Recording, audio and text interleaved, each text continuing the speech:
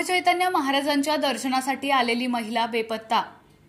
तीर्थक्षेत्र गोंदवले बुद्रुक येथे श्री ब्रह्मचैतन्य गोंदवलेकर महाराज समाधी मंदिरातून दर्शनासाठी आलेली महिला बेपत्ता झाल्याची घटना घडली असून याबाबत दहिवडी पोलीस ठाण्यात तक्रार दाखल करण्यात आल्याची माहिती सहाय्यक पोलीस निरीक्षक दत्तात्रय दराडे यांनी दिली आहे।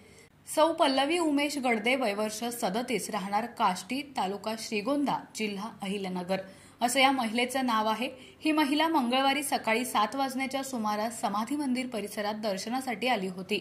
मी समाधीचं दर्शन घेऊन येते असे पती उमेश गडदे यांना सांगून त्या गेला, मात्र परत न आल्यानं पती उमेश मोहन गडदे वय वर्ष 40 यांनी सायंकाळपर्यंत मंदिर परिसरासह नातेवाईकांच्याकडे शोधाशोध केली, परंतु त्या न सापडल्यानं दहिवडी पोलीस ठाण्यात पत्नी हरवल्याची फिर्याद दिली।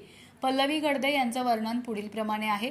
उंची सुमारे 5 फूट, अंगाने सडपातळ, रंग गोरा, डोक्याचे केस लांब व काळे, चेहरा उभट, नाक सरळ असलेल्या पल्लवी गडदे यांनी अंगात मेहंदी रंगाची साडी व त्यावर जुळता ब्लाऊज घातला होता। तसेच गळ्यात काळ्या पिवळ्या मण्यांचे मंगळसूत्र, नाकात पिवळ्या धातूची चमकी, पायात पांढऱ्या धातूची जोडवी व काळ्या रंगाचे बूट घातले होते। त्या मराठी भाषा बोलतात। पल्लवी गडदे यांच्याबाबत कोणतीही माहिती मिळाल्यास तात्काळ 86 68 38 55 62 या क्रमांकावर संपर्क साधावा असं आवाहन दहिवडी पोलिसांनी केलंय।